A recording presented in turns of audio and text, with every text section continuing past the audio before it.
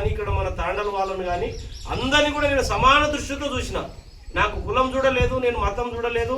నేను ఒక దళితుడిగా పుట్టి నేను దళితులకు ఎక్కువ చేయలే. బీసీలకు 100% చేసిన, ఒక 30% 40% ఎస్సీలకు చేసిన, కొద్ది భాగం ఎస్టీలకు చేసిన. ఇక్కడ అభివృద్ధి మిగిలింది. ఇక్కడ చాలా పని చేయాల్సిన అవసరం ఉంది. భవిష్యత్తులో నేను చెప్తా ఉన్నా, నేను ఏ నాయకుడు నన్ను కన్విన్స్ చేయగలిగి కోట్ల రూపాయల డబ్బు తీసుకొచ్చే ధైర్యము శక్తి నాకున్నది. నేను ఇంకోటి చెప్తా ఉన్నా, మీరు మీ కొడుకుగా మీరు నమ్మి మీ గుడి మీద కూర్చోబెట్టుకొని మేము నీ ఎంబడి ఉన్నామని చెప్పేసి అన్నారు. తప్పకుండా సేవలాల్ తర్వాత రామరావు మహారాజ్ దయతోటి మీ అందరు ఆశీస్సులతో మీరు ఒక్కటేసారి 110 ఓట్లు ఒక్కసారి వేస్తే అది 1000 ఓట్లకు తీసుకుపోతుంది. ఆ నమ్మకం నాకున్నది. ఎందుకంటే ఇది నాకు సెంటిమెంటు, ఇది ఒక సెంటిమెంటు. ఎందుకంటే భగవంతుని నమ్ముతున్నాం. ఈరోజు నన్ను మీరు నమ్ముతున్నారు, నేను మీకు నమ్ముతున్నా. మీరు చూడండి, ఈ ఒక్కసారి గెలిస్తే ఈ తాండా మొత్తం ఈ కంటి మండలం ఏ తాండ కూడా ఈ తాండలాగా ఉండకూడదు. ఆ బాధ్యత నేను తీసుకుంటా ఉన్నా. ఎందుకనంటే నేను నిలబడుతున్నా, మీరు ఓటేసేటోళ్ళు ఉన్నారు. డైరెక్ట్ మీ దగ్గరికి వచ్చిన. దీంట్లో దళారీలు లేరు, మోసగాళ్ళు లేరు, దీంట్లో మధ్యవర్తులు ఎవరు లేరు. ఇక నేనున్నా, నేను మీకు భరోసా ఇస్తున్నా. మీరున్నారు, నీకు నాకు ఓటేయండి, నేను మీకు చేస్తా అంటున్నా. ఆనాడు ఇక్కడ ఉన్నటువంటి ఇక్కడ ఈ 5 లక్షలు తెచ్చింది. గతంలో మేమున్నప్పుడే ప్రొసీడింగ్ వచ్చింది గుడికి. సరే బిల్లు రాలేదు, ఎవరి కారణం రాలేదు అనేది వాళ్ళు ఆత్మవిమర్శ చేసుకోవాలి. తర్వాత అక్కడ లైట్ వచ్చింది, అది మన సంబంధించి. కొద్ది గొప్ప సిసి రోడ్ వచ్చింది నేను చేసిన తర్వాతనే. వెనక తాండ ప్రజలు ఎంత ఇబ్బంది పడుతుండ్రో అది భగవంతుడు అసలు కనికరించాలి, ఈ నాయకులు కనికరించాలి. ఎంత అవస్థలు అక్కడ పోవడానికి. వర్షం వస్తే నేను మొన్న ఏదో దావతుందని పోతే మోకాళ్ళ వరకు నీళ్ళు, ఎంత ఇబ్బంది, మహిళలు ఎంత ఇబ్బంది పడతారో నాకు తెలుసు.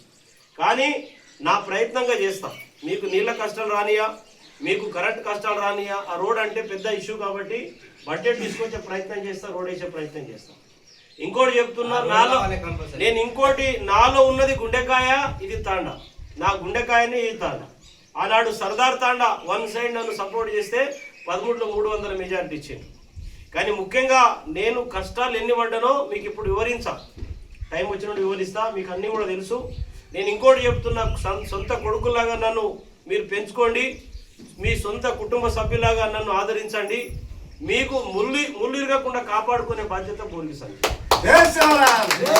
ఎందుకంటే ఈ ఊర్లో ఎవరికి కష్టం వచ్చినా మొట్టమొదటి ఉండేది బోర్గి సంజీవే. ఏ పోలీస్ కష్టం వచ్చినా, ఏ పంచాయతీ వచ్చినా, ఏ కష్టం నష్టం వచ్చినా ఉండేది నేనే. ఇంకొకటి, సంసారం విడిచిపెట్టి పిల్లలకి విడిచిపెట్టి ఈరోజు పిల్లల చదువులు పక్కకు పెట్టి ఎవరు రాజకీయం చేయరు. రాజకీయం అంటే వాళ్ళ కుటుంబం చూసుకునేటోళ్ళు ఉన్నారు తప్ప, వాళ్ళ పైసలు పెంచుకునేటోళ్ళు ఉన్నారు తప్ప. 13 ఏళ్ళు మా పిల్లలు ఎంత కోసపడ్డారో, మా కుటుంబం ఎంత కోసపడ్డదో మాకు తెలుసు. అయినా కూడా ఈరోజు పిల్లలకు ఇబ్బంది ఉన్నా కూడా నా ఊరు నేను రాకపోతే నా ఊరు ఏమవుతుందో, నా ఊరు ప్రజలు ఏమవుతారో, మా ఊరు ప్రజలకు నీళ్ళు రాకపోతే ఎవరు పట్టించుకోకపోతే వాళ్ళ గోష ఎవరు పట్టించుకోవాలి. అసెంబ్లీలో నేను సర్పంచ్ ఓట్లు అడగడం కూడా భావ్యం కాదేమో, కానీ నేను ఉండాల్సింది అసెంబ్లీలో. తెలంగాణ కోసం పోలీసు ఉద్యోగం నుండి అసెంబ్లీలో జై తెలంగాణ అన్న ఒక పోలీసు ఉద్యమకారుని. నేను ఆశామాషి వ్యక్తిని కాదు. ఈ రాష్ట్రంలో గుర్తుపట్టిన ముఖ్యమంత్రి లేడు, గుర్తుపట్టిన మంత్రులు లేరు, గుర్తుపట్టిన లీడర్ లేరు. సంజీవ్ అంటే ఢిల్లీలో కేజ్రీవాల్ కూడా గుర్తుపడతాడు. నేను మీకు అందరు కూడా విజ్ఞప్తి చేస్తా ఉన్నా, బోర్గి సంజీవ్ మీరు కంటే కూడా ఇంత గొప్ప కొడుకు పుట్టాడు, గుర్తుపెట్టుకోదు. మీరు కనాలంటే కూడా ఇంత గొప్ప కొడుకు పుట్టాడు. కానీ రాజకీయంగా మీకు ఆదుకోవడానికి ఒక దళితుడిగా, ఒక పేద బిడ్డగా నేను ఉంటున్నాను.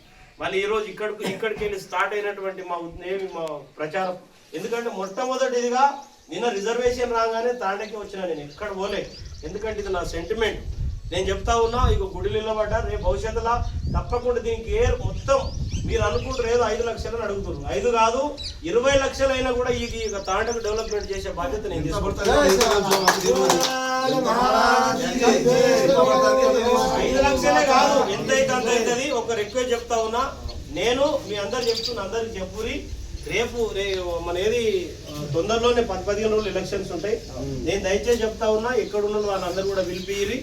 నేను మీ అందరి ఆశీస్సులతోటి, భగవంతుడి ఆశీస్సుతోటి, ప్రజల ఆశీస్సుతో తప్పకుండా 100% భారీ మెజారిటీతో గెలుస్తా, నాకు నమ్మకం ఉన్నది.